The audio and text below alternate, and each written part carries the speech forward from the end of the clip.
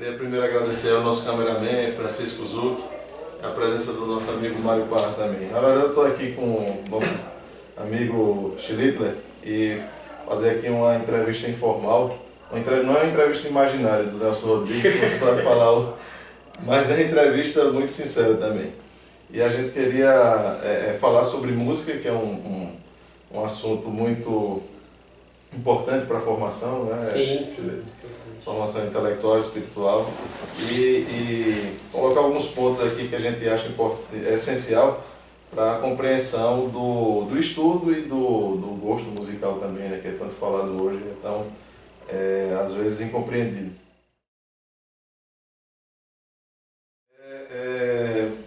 Como a gente já estava vindo conversando, Schlittler, eu queria fazer a pergunta seguinte, a gente deve se preocupar com a música como um problema para a formação espiritual, para o crescimento espiritual e também para a formação intelectual. A música é muito importante para um problema central para o indivíduo, para a família, para a educação. Sim, sim, é um problema, é uma questão, como toda arte, a música é muito importante, porque ela educa a pessoa, mesmo que ela não tenha a compreensão do que está sendo simbolizado na obra de arte. Toda obra de arte é um símbolo.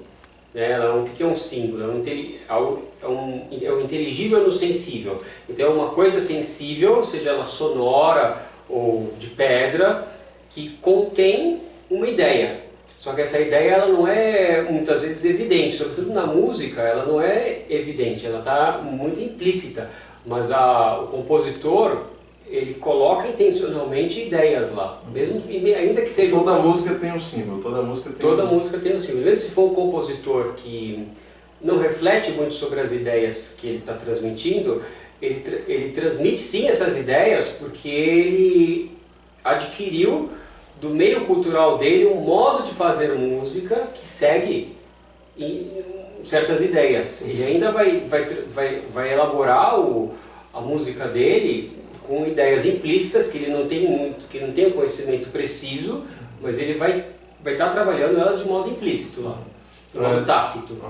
Então a música ela forma ou deforma, né? Isso, e a música, para ser boa e bela, verdadeira, essa ordem, esse inteligível que vai estar no sensível da música, ele deve ser adequado à realidade. Ele deve estar conforme as leis que Deus colocou na realidade. Como é que se dá isso, né? Primeiro, qualquer pessoa analfabeto, humilde, a gente sempre tem aquela coisa o camponês que é analfabeto e tal, todo mundo tem o senso de que vive num mundo em que não foi você que criou, que você já nasce no mundo e que tem uma ordem pré-determinada. E que você precisa se conformar a essa ordem, que você não pode mudar para adquirir bens. O bem, a felicidade, depende de eu estar conformado a uma ordem que eu não inventei e que não depende de mim, que eu não posso alterar. Isso todo mundo tem um conhecimento de algum modo. Todo mundo sabe que para plantar, eu não posso simplesmente chegar em qualquer terreno e plantar qualquer coisa. Assim simplesmente joga a semente e sai. Não, tem que preparar o terreno, tem que ter uma semente que é adequada para aquele tipo de terreno, tem que respeitar uma época certa de plantar aquilo, uma técnica certa, tudo coisas que o homem não pode inventar. Então, isso já dá um conhecimento aí implícito de que o homem vive numa ordem, ou que a realidade é constituída por uma ordem, por uma lei que ele não inventou, que não depende dele. Então, e se ele aplica o princípio de causalidade, que todo mundo sabe, né, que uma coisa causa a outra, que o efeito é proporcional à causa, ele sabe também que essa ordem não se explica por si mesma. Você investigando o universo criado, você não encontra no universo o princípio que dá a razão de ser dele, mas ele aponta como algo que está fora, que é o Deus.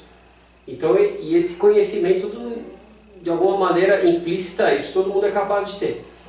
E quando surge a filosofia, quando se investiga de maneira mais sistemática, se chega a verdades sobre essa ordem de modo mais profundo, de modo mais explícito. E essa ordem, ela não é evidente.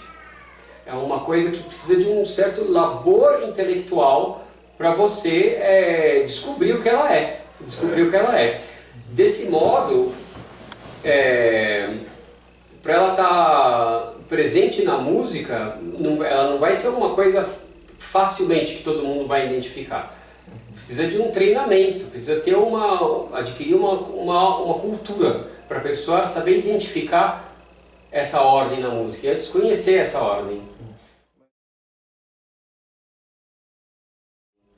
Mas e como fica a questão da música popular? Que ela meio que... A música é certo dizer que a música popular ela brota de maneira espontânea? Existe então, justamente, então, a música popular vai ter esse problema, porque como essa ordem ela não é automática na inteligência, né? Ela é, num certo grau, implicitamente, nos seus primeiros princípios ela é, mas o homem, por causa do pecado original, ele pode errar nas consequências que ele tira dos primeiros princípios, o princípio de identidade, de não contradição, de causalidade. Ele pode fazer, sem ter formação nenhuma, ele pode ter uma música que seja do povo e que seja ruim. Porque essa noção de que tudo que vem do povo é bom é uma noção romântica, uma noção que vem até do Rousseau, do Bom Selvagem, né? Que tudo que aquilo que não é de uma elite, mas é de um povo simples, é necessariamente bom. Está errado. Porque essa concepção quer dizer o seguinte: tem a árvore na natureza, tem o passarinho cantando, tem a chuva caindo e tem a cultura nascendo do povo. Isso é falso, porque a cultura não é natureza. A cultura é formada de acordo com uma elaboração intelectual, ainda que implícita, ainda que não seja um trabalho sistemático. E nesse sentido, o povo pode errar. E assim como existe no cultivo das coisas naturais, você vai cultivar, existem os parasitas, as ervas daninhas, também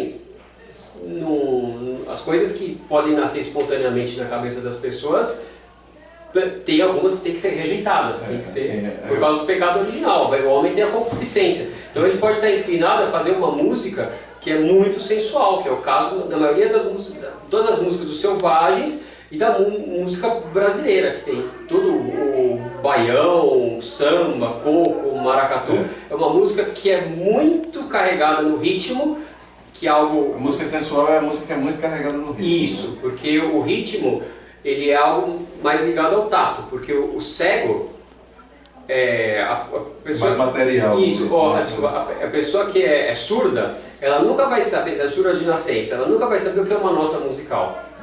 Mas ela tem o tato, e pelo tato, se você encostar nela, ela pode ter uma ideia de ritmo. Ela nunca vai ter ideia de harmonia, de melodia? Nunca vai ter uma ideia de harmonia, mas pode ter uma ideia de ritmo. Pode aprender a dançar e ser surda, porque o ritmo é algo mais inferior, é ligado ao tato, que é um sentido mais inferior. Já a audição, junto com a visão, são os sentidos da inteligência, por onde o homem conhece propriamente a realidade. São os sentidos mais elevados, ligados às informações que o homem tira da realidade para a intelecção. Me desculpa te atrapalhar, mas só para ficar mais didático. Então, só para o pessoal compreender, para você falar das propriedades, a música.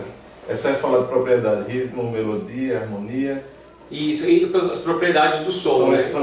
São esses três, né? A altura, quer dizer que está ligado às notas musicais.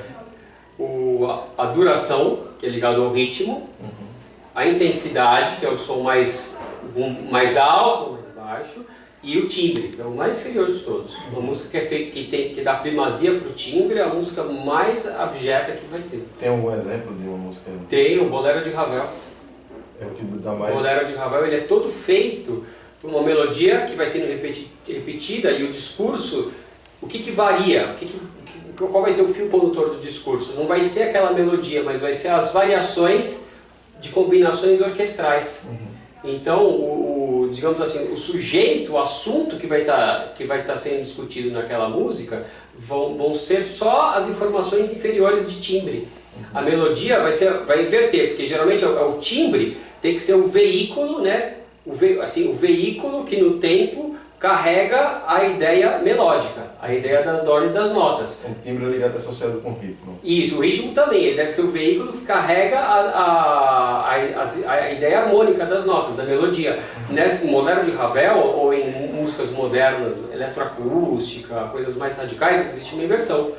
é a ideia de nota que vai ser um veículo, como na questão do Ravel, vai ser a melodia que fica lá repetindo, que é o veículo para a ideia de orquestração, que é uma coisa puramente animal, puramente sensível. Certo. Assim, pra gente que é uma coisa mais prática, mais no nosso dia a dia nosso, eu sou de um estado que guarda, né, a cultura nacional assim, de uma forma heróica, né?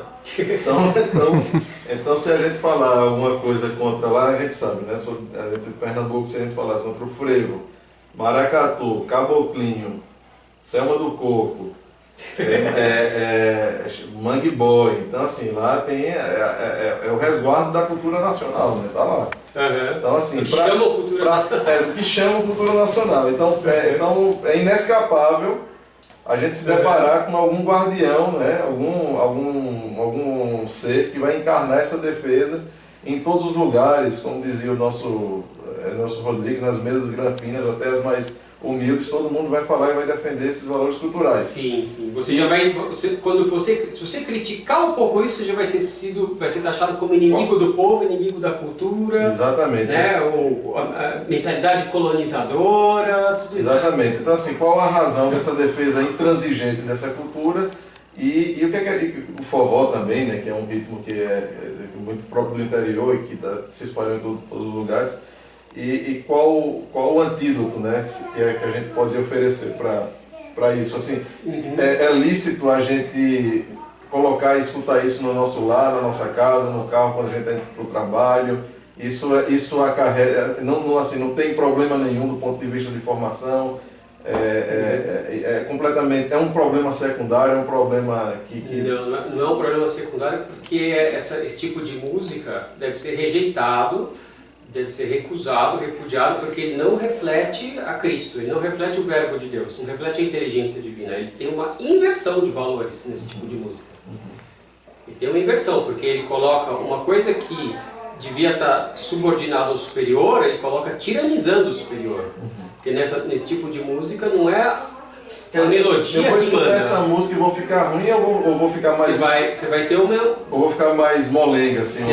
Os dois, né? Você vai ter uma disposição na alma a gostar das coisas mais baixas, das coisas que têm mais satisfação imediata, que não exigem uma aplicação da mente, uma aplicação intelectual. Ele vai te deixar... Vai te sobreexcitar as faculdades inferiores e vai colocar um desinteresse, um desânimo nas superiores. Enquanto a boa música vai te motivar, mas sem ser uma coisa pesada, né? Sem ser uma coisa assim, um fardo você escutar boa música, não. No começo que a pessoa para de escutar uma música e vai escutar boa música, ela sente uma certa dificuldade. Mas com o passar do tempo, aquilo vai ficando mais fácil para ela, não é um fardo. Mas a boa música, mesmo sem ser um fardo, ela vai te motivar a elevação, a você se guiar mais pelas faculdades superiores. Eu digo isso porque a gente cresceu escutando que esse tipo de música era uma música não é erudita, mas uma música intelectual, uma música, como a gente diz brincando, uma música né? Uma música pessoal que está por dentro assim, do movimento cultural mais elevado do estado. Então assim, para a tristeza dos pernambucanos, então, não é grande coisa. Não é só o pernambucano, é o Brasil inteiro, isso aí é uma coisa do mundo inteiro, essa coisa. Mas na América Latina é mais forte, né? Nos Estados Unidos também, essa coisa de ter que valorizar a cultura popular. Existe a boa música popular brasileira, não? Assim, a boa cultura... Você tem algumas canções infantis que são aproveitáveis, mas são canções infantis, que são superficiais. Elas são boas para criança, são muito simples, mas para um adulto ficar ouvindo ele vai ficar superficial. Diz que ele compunha alguma coisa, né? Então, do que São José de Anchieta compôs, das melodias que ele fez, eu não sei se ele realmente compunha melodias ou ele pegava melodias já prontas e mudava a letra. Mas se ele compôs melodias, não foram registradas em partitura, então elas sumiram, é uma pena. Mas você tem poucas coisas, assim, uma outra coisa que não é o ritmo que manda, e que também não é melancólico, que dá para aproveitar, mas é muito pouco, porque o que as pessoas muitas vezes não entendem é que isso que a cultura no Brasil, a civilização não chegou aqui. A gente devia ter continuado colônia de Portugal e continuado com os padres catequizando as pessoas e dando a civilização para cá. O Brasil é essa independência, república, uma coisa tudo que nasceu prematuro, um bebê que nasceu prematuro, o que nós temos de civilização aqui.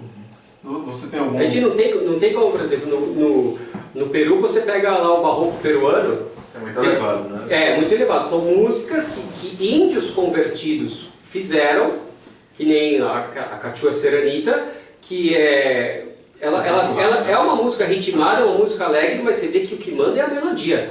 Não são músicas que padres compuseram, que europeus que vieram para cá, não. São os índios aqui que fizeram, são músicas muito elevadas. Tem algumas músicas também do Códice, do Martinez Compagnon, tem algumas coisas mais que não são tão boas, mas tem essas daí que são muito boas. O que eu percebo na Cachua Seranita é que tem alguma coisa indígena ali, né? Tem algum, vamos dizer assim, é uma boa enculturação, vamos dizer assim, É interessante porque tem o contato das culturas, ele não perde completamente a identidade dele e coloca o que há de bom e soma, né? E aí fica uma coisa muito elevada. Isso, e a gente nunca teve... Esse negócio de se preocupar com identidade é uma coisa muito moderna, porque a gente não precisa se preocupar. Estilo e identidade é justamente aquilo que a gente não tem que se preocupar. É isso que se você faz as coisas que devem ser feitas, se você está subordinado a Deus, Deus é um ser único. Se você tem a devoção de acordo com Deus, se você é católico e tem a devoção, sem você pensar naturalmente, Deus vai transmitir pela graça qualidades únicas em você, porque Deus é único. Um dos efeitos da nossa união com Cristo é que Ele, quanto mais alguém é santo, mais único essa pessoa vai ter, porque Deus tem perfeições infinitas e Ele criou uma variedade de coisas na ordem da criação para cada coisa na sua singularidade refletir uma das infinitas perfeições de Deus. Então, essa coisa que a gente tem que ficar preocupado com identidade é uma bobagem. A pessoa que começa a ficar preocupada com identidade, ser singular, ela vai ficar massificada. Você vê todas essas pessoas que seguem moda, seguem correntes assim de coletivistas, todas elas perdem identidade. Perdem identidade, elas querem dissolver porque elas estão buscando identidade e acabam perdendo. Agora, se eu quero obedecer os 10 mandamentos, fazer o que a igreja sempre ensinou, eu não vou ser idêntico ao meu colega que está querendo fazer a mesma coisa, porque Deus vai naturalmente fazer aflorar as suas qualidades únicas. É porque assim, como geograficamente foi na Europa, né, então, pelo que você está falando aí, a gente não é nem certo assim, porque isso já tem alguma coisa de moderno,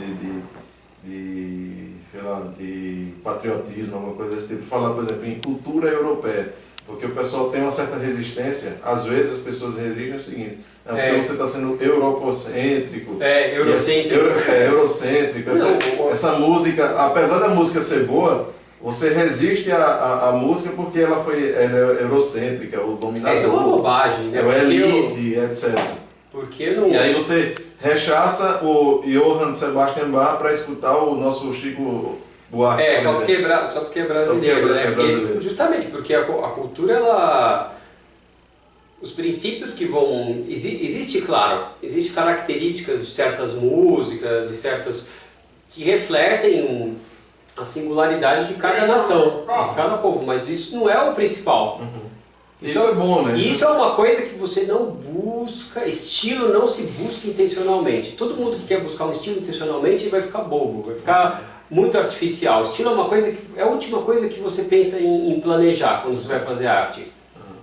A pessoa que quer ter muito estilo fica preocupada, ela vai ser uma coisa forçada. Não, continua, desculpa. E a famigerada MPB, né? Também é a mesma coisa, só que aí assim, quando a gente entra na universidade, a gente é iniciado em Chico Buarque de Holanda e mais. Você tem que gostar de Tom Jobim. Tom Jobim e Tropicália, Caetano Veloso. E todo mundo escuta isso tomando cerveja achando que está prestes a prestar o mestrado de Oxford. Assim, Oxford é incapaz pra gente. Isso, a primeira coisa que teria que ver. O que você fala para essa juventude aí que entra na universidade e acha que o Chico Buarque é o supra-som da intelectualidade? Ele tem que estudar, né? Tem que estudar, tem que parar de querer agradar os outros, de achar que ele tem que seguir os slogans, os estereótipos que são inculcados nele e estudar. Por exemplo, se ele for ver, estudar toda a questão da bossa nova, da MPB, ele vai ver que ela tirou, primeiro, ela não é original. Não é uma coisa ela tem original. Muito de eurocêntrica. Né? Ela tirou muita coisa do jazz, e o jazz tirou muita coisa da música do romantismo. Uma vulgarização, uma diluição do que era feito no romantismo. Em música popular, sobretudo no século XX, tudo de inovação, qualquer coisa de inovação, toda inovação que ocorreu na música popular é uma diluição, uma vulgarização do que ocorreu pelo menos 40 anos antes na música erudita. E mesmo na música erudita ruim. Então você pega lá alguns arranjos dos discos lá de orquestra lá, que acompanhava lá o violão do Chico Buarque, quem fazia é o Rogério Duprat. O Rogério Duprat é um maestro, né, formado em música erudita e que também fez os arranjos dos Mutantes, de um disco lá do Araçá Azul do Caetano Veloso, e é tudo com influência da música erudita moderna, mas aquilo está diluído numa vulgarização intelectual, no modo assim, de um epígono, que tenta imitar aquilo, mas imita de um jeito que dilui e gera um produto de menor nível intelectual. Não que aquilo que ele esteja imitando seja bom, que é o que ele aprendeu em Darmstadt, nos cursos que ele fez, o Rogério Duprat fez no final dos anos 50 e no começo dos anos 60 lá. Ele está imitando uma moda intelectual de uma elite de alta corrupção intelectual, ele está vulgarizando ela para os discos mais povão aí, né, do Mutantes e tal. Então, na MPB você não tem na música popular, essa música popular não tem nada de original. Eles são os burros da carroça, e quem está dirigindo a carroça é uma elite intelectual. Então, você fala isso para um jazzista, para uma pessoa que toca MPB, ele não vai reconhecer. Mas se você estudar, você vai ver que tudo isso está certo. No rock também é a mesma porcaria. Toda grande mudança que teve na história do rock, você pode ver que aquelas bandas que revolucionaram, quando elas transgrediram e fizeram algo novo, elas estavam diluindo algo que já aconteceu antes na música erudita. Elas trouxeram alguma coisa do erudito. Isso, então os Beatles, quando eles deixaram de fazer aquela fase que eles faziam todas as músicas que parecia vinheta, né? Tudo falando Baby I Love, umas músicas extremamente superficiais, bestas, e eles começaram a fazer músicas mais agressivas, músicas mais experimentais. Eles começaram a fazer essa música experimental por quê? Porque eles começaram a assimilar a música erudita moderna, que já trabalhava com ruídos, com dissonâncias, já 40 anos antes deles. E que nem tem uma música dos Beatles que é Revolution Number 9, que fica só falando Number 9, um monte de ruído, som ao contrário. Quando eles fizeram essa música, 30, 40 anos atrás, já tinha o Pierre Schaeffer na França fazendo esse tipo de coisa. E por eles conhecerem, e eles conheciam o Pierre Schaeffer, eles introduziram, é como se fosse uma pessoa, só que sem a filosofia, sem a fenomenologia, né? Porque o Pierre Schaeffer ele lia muito Husserl, e ele baseou todo o tipo de música que ele fazia na fenomenologia. Os Beatles não, eles faziam uma caricatura, esse termo que eu estava procurando. É uma caricatura da música erudita. Você falou do Ezra Pound, eles são os epígonos que espalham, né? Isso, o Ezra Pound, que é um poeta, escritor, ele tem uma divisão no livro ABC da Literatura, ele divide são 4 tipos de artistas, mas eu só lembro de 3 agora, mas só isso basta. Tem, primeiro, os mestres, que é aqueles que dominam a técnica, né, dominam o fazer artístico e sabem produzir uma obra muito bem, uma obra-prima. Tem aqueles que são os inventores, podem ser mestres também, mas os inventores são aqueles que talvez não saibam fazer uma obra com primor, construir uma obra com primor, mas eles colocam algo novo, né? Lembrando que o Ezra Pound ele tem ainda esse problema do novo, né? Por ele ser modernista, para ele é preciso inovar, né? Mas o inventor é aquele que chega com algo que ninguém pensou antes, e ainda que ele não saiba fazer isso bem, né, como um mestre, ele tem o seu valor por isso. Tem o terceiro grau, que é o epígono, o diluidor, que é aquele que estudou com um mestre ou com um inventor, só que não ficou lá abaixo da média, né? Tirou lá nota 6, nota 5, e o produto a obra de arte que ele produz é uma imitação, uma caricatura, uma diluição daquilo que o mestre e o inventor faz. E ele espalha. E o que acontece na MPB, no rock é isso. Só que Então o Chico Buarque seria um epígono, seria um exemplo de epígono. Seria um ele pegou do... Isso falando na questão sonora, melódica, harmônica dele. Na letra tem o problema do comunismo aí, né? Também, que daí nem vamos entrar nessa questão. É outro departamento. É outro departamento. Então ele não tem, mas também eles poderiam dar o seguinte contra-argumento: não, mas a gente sabe disso, a gente está fazendo aqui uma antropofagia, né? Estamos fazendo um diálogo cultural e é isso mesmo que a gente tem que fazer, um multiculturalismo, tá? Mas o tipo de obra que resulta disso é uma obra vulgar, de baixo nível intelectual, eu falei... e o mais importante, fundamental, com princípios falsos, onde a melodia ela é cheia de dissonância, se dá destaque para aquilo que é inferior, se dá destaque para a dissonância, se dá destaque para o ritmo, fazendo uma inversão da ordem da realidade. Eu falei aqui da questão da música popular e pelo que você está falando aí, a gente percebe que para inovar, para ser os mestres, por exemplo, e depois essa música popular moderna ou a MPB da vida, até mesmo o forró e outros ritmos, eles absorvem muito do que então foi produzido anteriormente pelos, vamos dizer assim, pela música erudita ou pelos mestres, vamos colocar. Então assim, na verdade, isso que se vende como música popular, ela meio que foi produzida então por uma certa elite intelectual. Tem uma influência de mesmo na idade. Não é aquela coisa popular genuína, né? Não, mas existe o popular genuíno. Existe o popular, mas eu acho que no caso dessa música aí, do coco, do maracatu, não teve uma influência da música erudita, não. Certo. É uma coisa que é genuinamente popular. Só que é aquilo que eu falei, não quer dizer que isso é bom.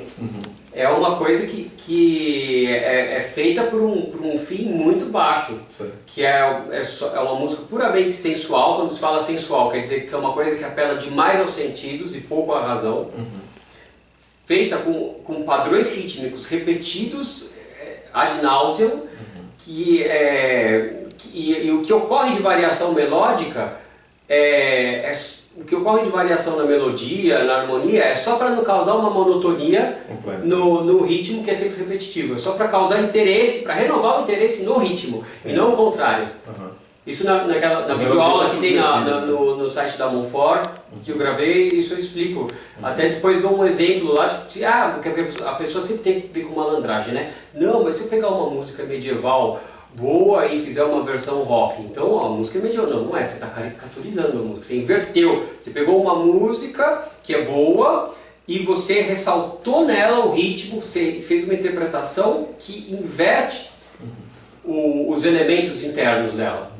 Que não ressalta aquilo que ela tem de perfeito, mas que dá primazia pro que é imperfeito. Então aquilo é uma caricatura, uma desfiguração da música. Então, uma coisa que é muito importante entender, né? Então, para a música ser boa, ela deve ser conforme essas leis que Deus colocou na realidade. Por quê? Porque a finalidade do homem é compreender, conhecer, amar e servir a Deus nessa vida para ir para o céu e contemplá-lo diretamente na outra vida. Deus, ele fez a obra da criação. A primeira revelação, isso São Boaventura fala no Brevilóquio, é que o primeiro livro que Deus escreveu da revelação foi a criação. Por meio da contemplação da ordem da criação, a gente chega ao conhecimento de Deus, o conhecimento natural. E o segundo livro que Deus escreveu foi a Escritura, que é com a revelação sobrenatural. E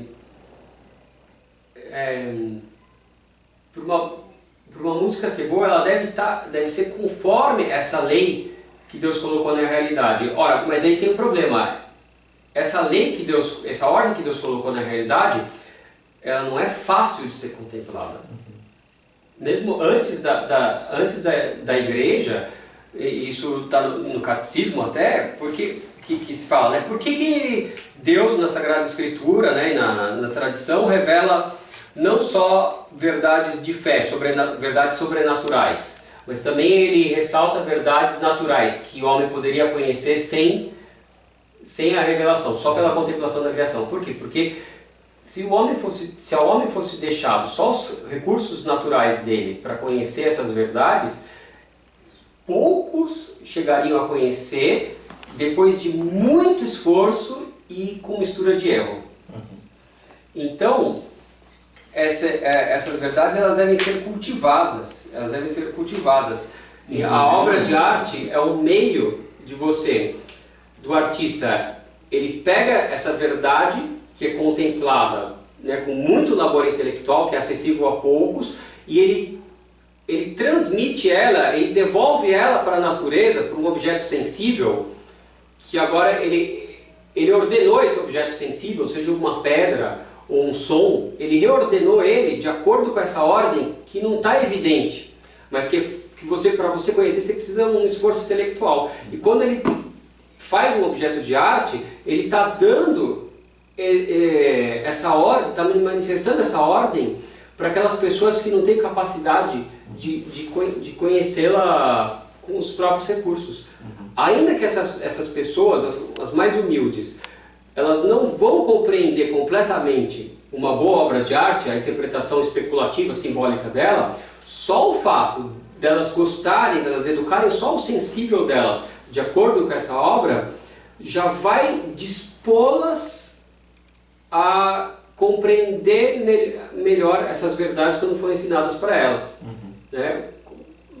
Ela já vai ter uma inclinação para aquilo que é bom, verdadeiro, para virtudes até. Isso, e ela vai estar ordenando, ela vai estar educando a alma dela de acordo com essas verdades, mesmo de uma maneira implícita, mesmo que ela não tenha compreensão simbólica disso. E isso que é difícil entender, porque como não é uma coisa evidente, o povo não tem isso evidente. Então, quando o povo, se for deixado ao léu, né, e ele for manifestar espontaneamente a arte, ele não vai fazer, nem tudo que ele vai fazer é bom.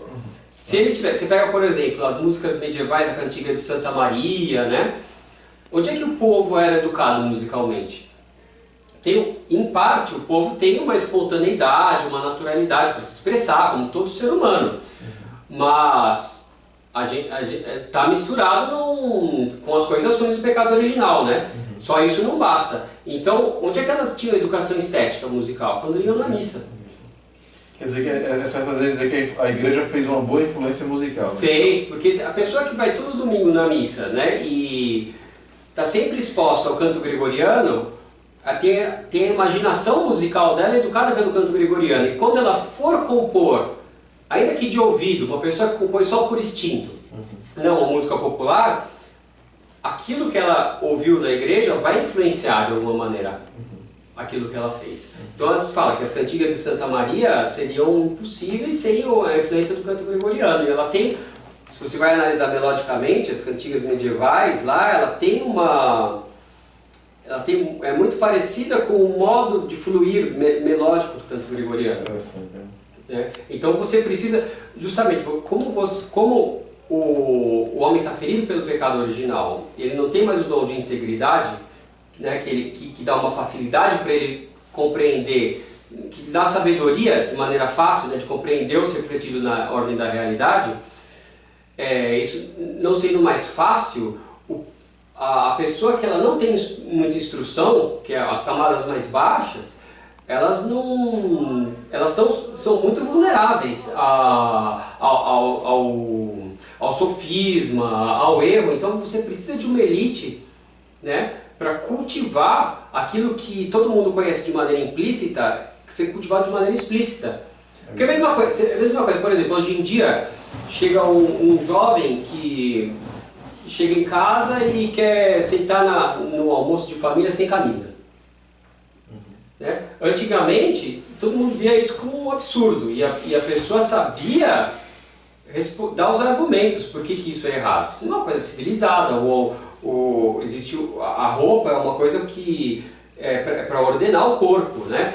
Que a pessoa ficar sem camisa é uma coisa, está expondo a animalidade dela. A gente expõe aquilo que é mais importante da gente, que a gente deixa exposto, que é a cabeça e as mãos, que é aquilo que é mais importante. A pessoa que vai querer expor outras partes, ela tá tendo um igualitarismo no corpo, ela não está deixando explícito uma ordem que não está clara, que não é clara, né, que existe uma hierarquia das partes do corpo. Por isso que tem músicas que se relacionam, por exemplo, a música com a moda, né? Por exemplo, não dá para você dançar aquele horror do funk com a música, com a roupa elevada. Não, aquilo é pura baixaria, mas então... Você tem que estar associado com a baixaria da música. Isso, mas voltando ao almoço de família, né? Então, hoje em dia tem muita gente que se o filho for contestar o pai não vai conseguir dar o argumento certo. Porque para ele é uma coisa que está instintiva, está assim, instintiva entre aspas, está implícito. Ele sabe que aquilo está errado. Mas não tem como explicar. E se o filho ficar questionando, e se o filho for problemático, questionador, e fala que só aceite se o senhor me der um argumento, e ele não dá o argumento, o filho vai achar que tem... Qual que é o problema? Deus me fez assim, então eu posso. Então ele acha que só porque não foi refutado ele está certo, né? É o refutalino, a pessoa que acha que... Tem aquele sofismo, tudo que é bonito é para uma... E muitas vezes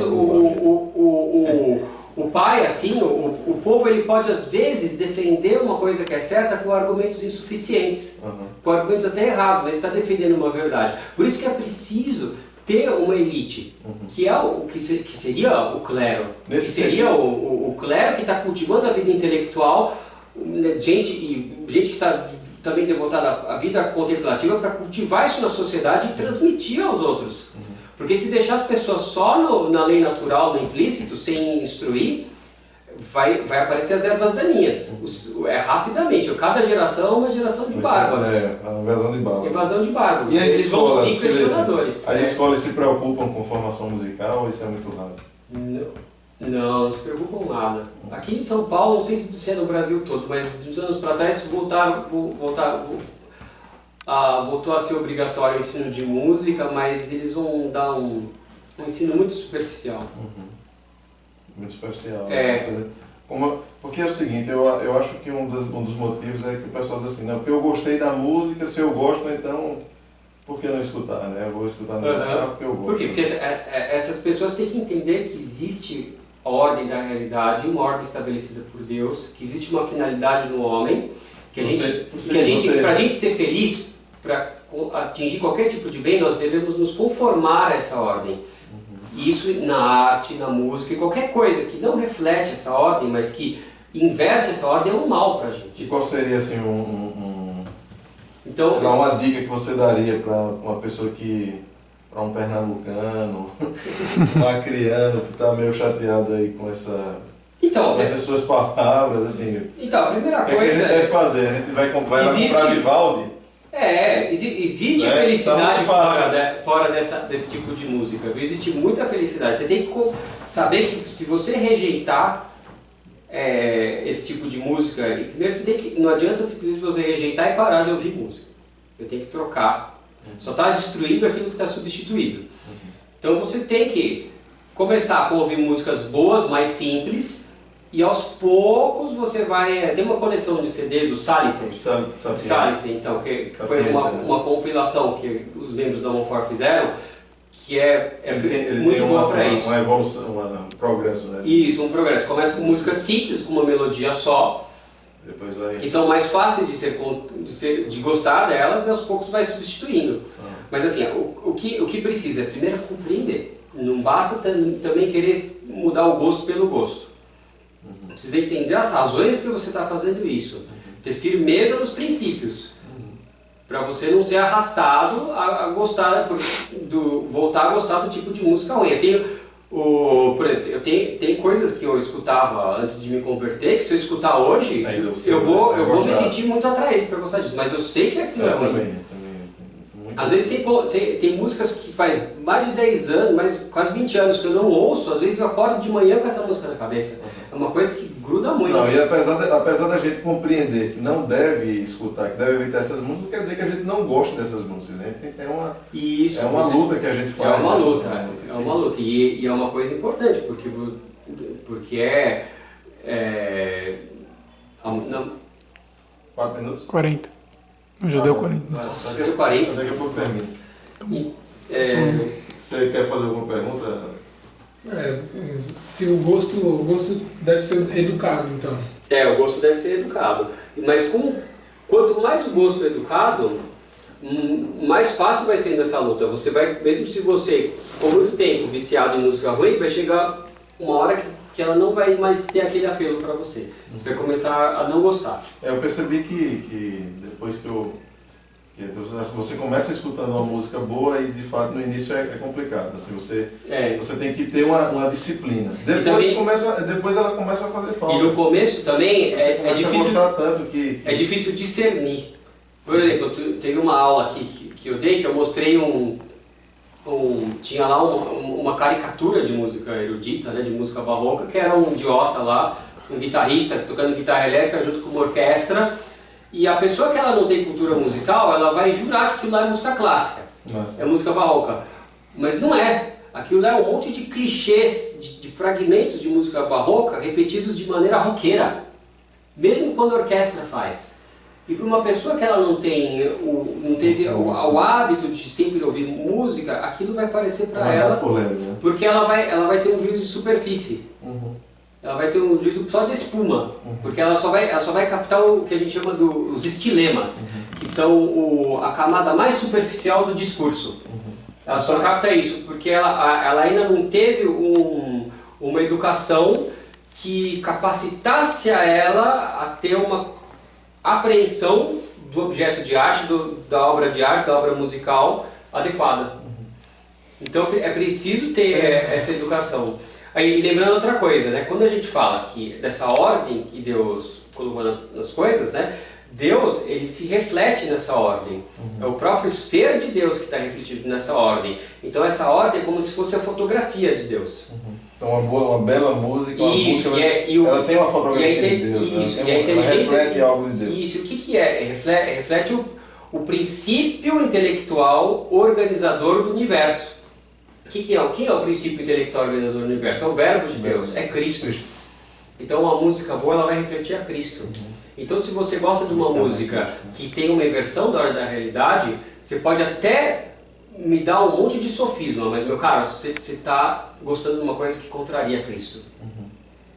Uma coisa que reflete o pecado, reflete o diabo. Então é algo, inclusive, para a igreja, para a missa, a música deve ser um problema essencial, né? Tanto que existem encíclicas de papas voltadas só para a música. A gente vai para as missas, assim, as missas modernas e tal, tem muitas músicas que são muito românticas. Muito exalta. Tem até forró, né? Tem música que tem forró. Quer dizer, é um absurdo. É um absurdo. Virou uma coisa muito baixa. A pessoa não consegue parar, orar, refletir. Justamente, porque a missa é um momento de recolhimento, de meditação. O homem, o que o homem tem mais de elevado na natureza dele? É a inteligência.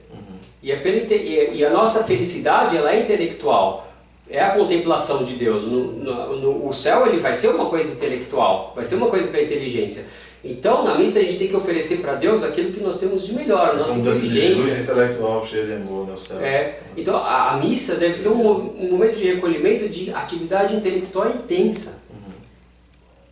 E a atividade intelectual intensa, ela não é algo ruim, não é algo desprazeroso. É algo que a pessoa que muitas vezes que ela passou a semana inteira trabalhando, se ela tem um cultivo também da vida intelectual, ela vai conseguir passar, às vezes, pode até conseguir 6 horas estudando, e quando termina ela não está esgotada, ela está mais descansada ainda. Porque as coisas do espírito, o que cansa, o que é limitado, são as coisas sensíveis. É o sentimento, as coisas sensíveis, as sensações, isso que causa um fardo. As coisas espirituais não, elas libertam. Um amigo nosso pediu para fazer essa pergunta para você, o Cássio. Ele queria saber qual seria a tua formação, assim, quais as tuas influências também, assim, coisa mais... Tá, eu sou formado em composição pela Faculdade Santa Marcelina, em composição erudita, em música, e eu também cheguei a fazer cursos de violão erudito, violão clássico, e basicamente isso. Antes da faculdade eu tocava guitarra, ouvia rock, tive banda de rock, minha adolescência foi de roqueiro, tive banda, cabelo comprido. Aí quando eu entrei na faculdade, apesar de continuar escutando música ruim, na faculdade eu já fui tendo alguns argumentos contra o rock. Então teve já um momento que eu já parei de ouvir rock e vi que era uma música uma música baixa, né? Uma música ruim. E aos poucos eu fui estudando e... Inclusive o rock progressivo é ruim também. Inclusive. É porque o pessoal já tem essas divisões. Não, é que quando começa a divisão é que a pessoa quer arranjar uma desculpa. Entendi. Entendeu? A pessoa quer arranjar uma desculpa, poxa, mas eu quero manter aquele vício, porque eu quero justificar ele, porque eu não quero abandonar aquele vício. Parece inteligente, né? O rock progressivo só porque tem... mas eles pegam uma melodia... Heavy metal progressivo, só porque eles pegam um trecho de uma melodia do Stravinsky ou do Vivaldi e colocam com rock, então isso vai fazer isso. Ou não vai, é uma caricatura. É a mesma coisa que, imagina se pegasse a Catedral de Notre Dame, destruíssem com as ruínas, construíssem um chiqueiro, a Disneylândia. Não vai ser uma coisa estúpida. A mesma coisa, você pega um trecho do Vivaldi e põe numa música de rock. Né? A mesma coisa, botar um fragmento da Catedral de Notre Dame para fazer um chiqueiro, fazer a Disneylândia. Não vai ser bom o resultado, vai ser uma coisa estúpida.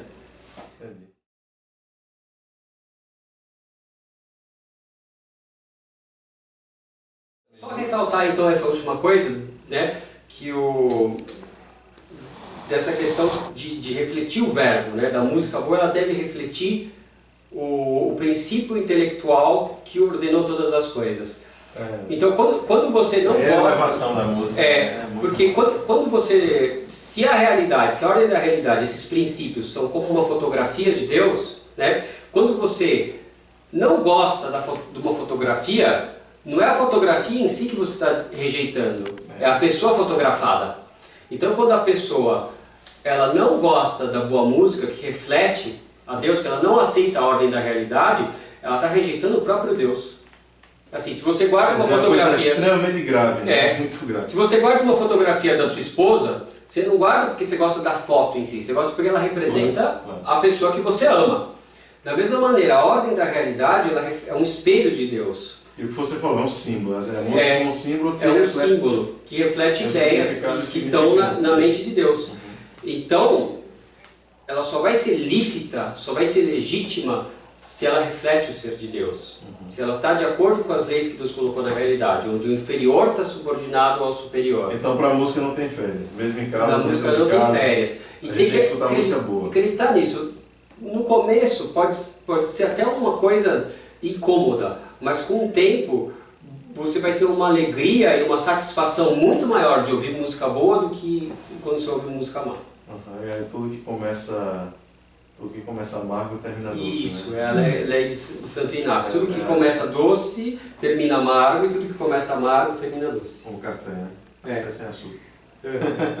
Então, terminar aí o vídeo, depois a gente... Tá, se tiver mais perguntas, me manda, a gente vai conversando por e-mail. No próximo programa a gente fala por Skype. A gente fala por Skype e a gente pode fazer também o seguinte, depois você pode falar quando começa mesmo assim a música moderna, né? Como é que a gente pode falar? Aqui começou a música moderna. História mais ou menos da música. Estudar mais ou menos a história Apesar que começou, só para adiantar um pouquinho, século XIV, começa todas as porcarias lá, o nominalismo, o gótico flamejante, a estética nominalista e tal, na música já também tem a ars nova. Em 1322, o Papa João XXII, o mesmo Papa que condenou o Mestre Eckhart, condenou o Guilherme de Ockham, condenou a ars nova, que era um estilo de música já com falsos princípios. Na Idade Média a música era alemã, a música na Idade Média. Em todas as épocas existiu música boa e música má, mas a questão é a hegemonia. Entendi. Na música, onde a igreja dominava, Existe tem uma tendência, pelo menos, a ter a hegemonia da música boa, a hegemonia do gregoriano e de uma música popular conforme as leis de Deus. Mas sempre tem, por exemplo, você tem músicas da Idade Média que tem a melodia que é boa, mas a letra é ruim. Ah, entendi. Porque eles também não tinham um recurso para compor uma melodia era uma música melhor, né? É. A música da Renascença a música ela tem um progresso, depois é que ela... Aí precisaria a gente conversar mais sobre isso. Conversar mais, né? Aí seria coisa mais de 1 hora aí. Professor, você fala que na Idade Média a hegemonia da música era uma música boa, né? Que predominava. Eu estava pensando aqui, qual seria a necessidade, por exemplo, no hino do rock, Starway to Heaven, né? Começar com um estilo medieval, por exemplo. Porque se o rock seria um pouco contrário à música medieval, né? Então, por quê? Porque não existe mal absoluto. Então, e se não existe mal absoluto, não existe mentira absoluta e não existe feiura absoluta. Então, ainda que uma pessoa, quando ela sente uma atração por algo desordenado, aquela desordem não é absoluta, tem algo de bem ali. Então, quando o professor fala, né, que o começo da música Stairway to Heaven, ela começa análoga a uma complaint medieval. Ela começa análoga, mas ela tem elementos lá que não tem nada a ver com música medieval. Depois ela começa com... ela termina depois ela começa, na verdade, mesmo aquela primeira melodia da Stairway to Heaven já é uma coisa muito mole.